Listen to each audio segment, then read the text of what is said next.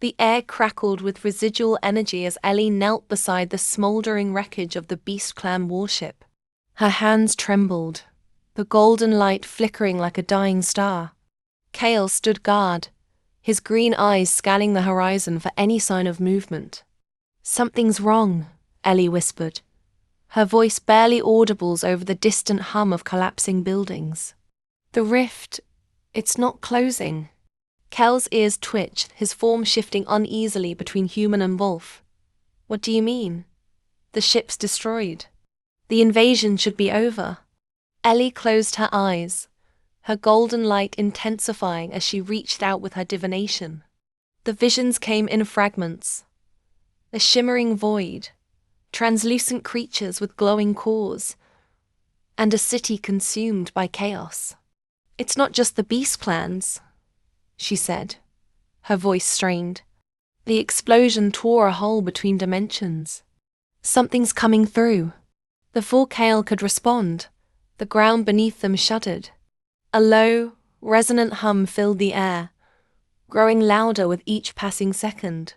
Ellie's golden light flared, illuminating the area as a massive rift opened in the sky.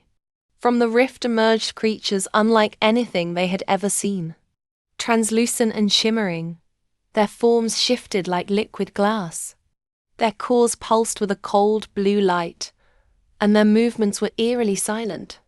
"Ethereal beings," Kael growled, his voice a mix of awe and dread. "I've heard legends, but I never thought." Ellie's breath caught as one of the creatures turned its gaze toward her. In that moment, she felt a surge of emotions: fear, anger, sorrow flooding her mind. "They're not just physical," she said, her voice trembling. "They feed on emotions. We have to get out of here." Kael shifted into his wolf form, his massive body crouching low. "Climb on. We need to warn the others." Ellie hesitated, her golden light flickering. "I can't.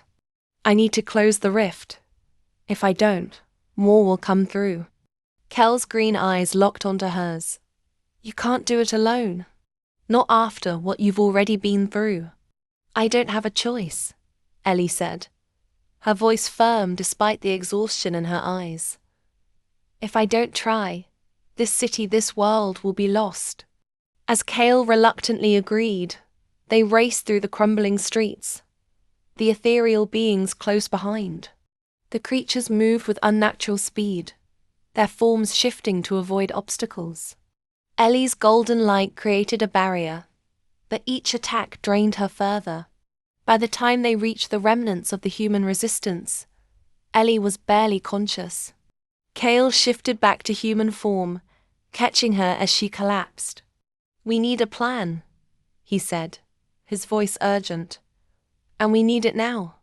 The resistance leader, a grizzled veteran named Marcus, studied the rift with a mix of fear and determination. "If we can't close it, we'll have to contain it. But we'll need power more than we have." Ellie's eyes fluttered open, her voice weak but clear. "There's a way, but it's dangerous. I can channel the rift's energy, use it to seal the breach. But if I fail, you'll be consumed." Kael finished, his voice heavy with dread. Ellie nodded. "It's the only way." As the resistance prepared for the final stand, Ellie and Kael shared a moment of quiet understanding. The bond between them had grown stronger, forged in the fires of battle and sacrifice.